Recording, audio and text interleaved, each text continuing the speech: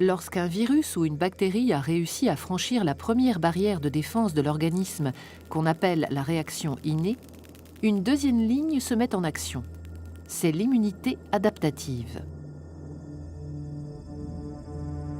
Ce deuxième bouclier protecteur fait appel à des globules blancs spécifiques aux vertébrés, les lymphocytes.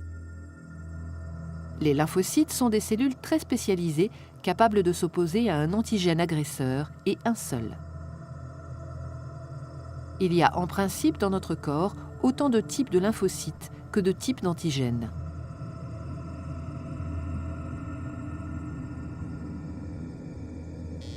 Lorsqu'un antigène agresseur a réussi à franchir la première barrière de défense de l'organisme, ces lymphocytes se mobilisent et quand ils reconnaissent la nature et l'identité de l'intrus, ils s'activent.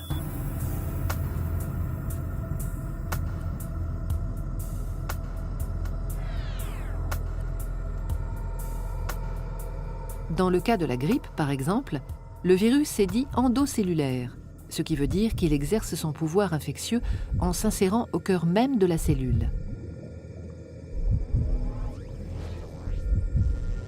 Il franchit sa membrane, pénètre à l'intérieur du cytoplasme où il se multiplie avant de se propager dans l'ensemble du corps. La cellule infectée présente alors à la surface de sa membrane des éléments identificateurs de l'antigène agresseur qui l'a contaminé. On les appelle peptides antigéniques. La cellule est à partir de ce moment-là considérée comme étrangère à l'organisme. Contre ces antigènes se logeant au cœur des cellules, la réponse de l'immunité adaptative est dite à médiation cellulaire. Tout commence lors de la réaction inflammatoire. À ce moment-là, certaines cellules immunitaires, les cellules présentatrices d'antigènes qui ont été les premières à entrer en contact avec l'antigène agresseur, captent son identité et la présentent à leur surface. Les cellules dendritiques exposent le peptide de l'antigène.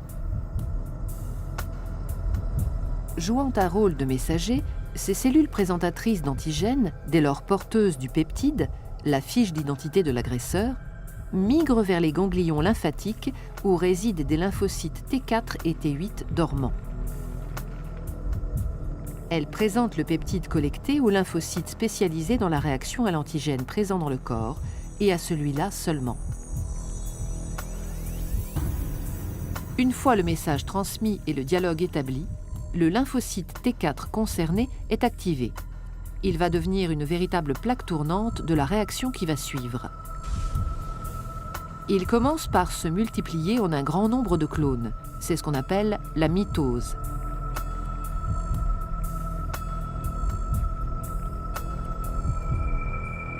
Certains des clones deviennent des LT4 mémoires.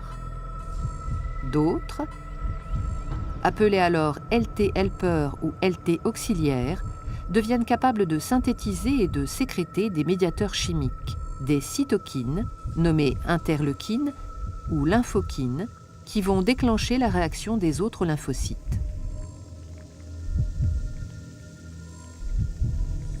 Les interleukines émises stimulent à distance d'autres lymphocytes, notamment les lymphocytes T8, déjà mis en alerte depuis leur contact avec la cellule présentatrice d'antigènes.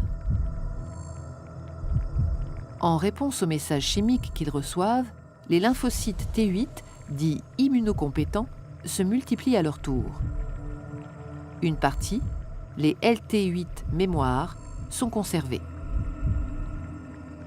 Les autres deviennent des cellules tueuses qu'on appelle lymphocytes T cytotoxiques. Patrouillant dans l'organisme, ils sont maintenant capables de reconnaître puis de détruire les cellules infectées.